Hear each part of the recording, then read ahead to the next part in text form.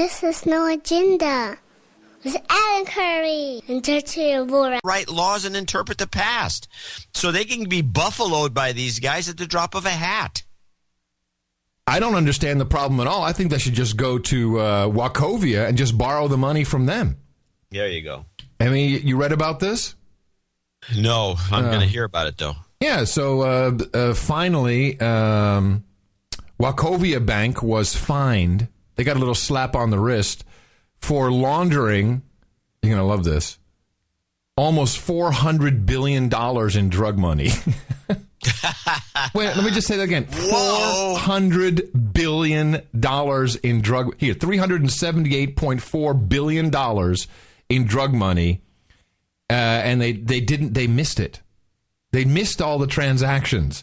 And then they get like some slap on the wrist. You shouldn't do that anymore. You've got to tighten up your controls. You just can't do that. Which, of course, proves that it wasn't the stimulus. The reason the banks didn't go down is because they just got more drug money. The whole thing is from Afghanistan. It's what obviously. This actually came in through Colombia. And hey, by the way, now all of a sudden we have a deal with Colombia?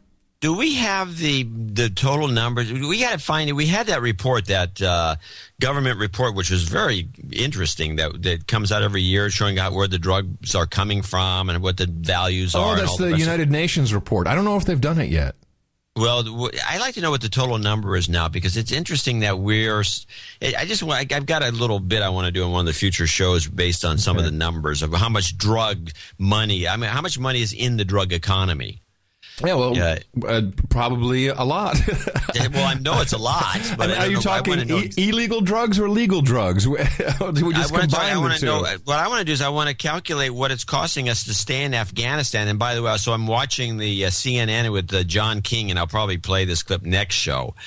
When there's this woman who keeps showing up on everywhere. She's Frances Townsend, former spook, head of the NSA during the Bush administration, kind of a good-looking woman, who obviously is telling, who has a perspective of some sort that's based on some agency. I don't know which one. I could make a couple of guesses. And she's like, they're now promoting the fact that supposedly Al-Qaeda is moving into Afghanistan, and they must be stopped. We've got to stay there because they're moving in. And then they make the argument, and I haven't pieced the clip together properly to prove my point, but I'm going to say the point. They make the point that they blast Obama for giving a timetable. They say, there's a timetable. Once you give a timetable, then everybody's going to pull back and just wait for everyone to leave, and then they're going to pour in. But then they say they're pouring in now, and we've got to stop them by increasing the troops or whatever. But wait, the logic isn't there, because if it's true that if you leave a timetable, they pull back, we should have less activity, not more. So what's the point of this more activity if they're all pulling back to wait for us to leave? So their own argument is working against them if you actually listen to it, but nobody does, of course. And so you have this kind of contradictory perspective on what's going on in Afghanistan. And it's going to, I think, turn out to be an interesting intelligence battle between these different groups, the Obama side of the agency and the other. I don't know what's going on. I don't have the exact. Well, that's very interesting. So two things I'll say about that. One is Bill Gates, our Secretary of Defense, he was in Iraq. Robert Gates, or you? No, it's Bill Gates. Bill, Robert, Ted, doesn't care. Bill. Oh, Ted Gates. Yeah, Ted Gates. So he's in Iraq, and he's kind of on his farewell tour. He's he's waving to everybody. Saying, I would like to get one of those T-shirts. Yeah, the Ted Gates farewell tour, 2011. And he says, we're supposed to have everyone out by December 2011, everyone out of Iraq. And he's saying, this is the funniest thing. Wait a minute, weren't we supposed to have everybody out of Iraq last year? Didn't they all leave? You can take that to the bank. No, we still have, I think, 50,000 non-combat troops and 150,000 contractors. But this is just about the troops. Forget the contractors, because we got permanent bases there. This is all theater. But he actually says, unless Iraq wants us to, but they'd have to ask us, wink, wink. He's literally like, they've got to ask us if they want us to stay longer. We can stay longer if they ask us. It's not, all you have to do is ask. All you got to do is ask, and then we'll stay a little bit longer. It's like, excuse me, it's my money. I don't want to stay any longer there. And besides, we were supposed to leave. You can take that to the bank. And liar. Gates, you liar.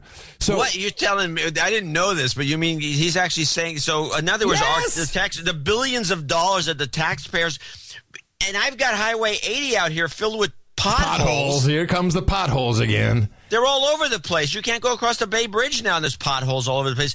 They can't fix these potholes, but we can fix potholes in Iraq because the Iraqis want us to. Hey, I want us to fix the potholes here. I think my vote counts for more than theirs. Well, this is ridiculous. Well, let me give you the full quote from CBS News. I'll just bring any compromised news organization. It comes from AP, the really completely compromised news organization. Baghdad.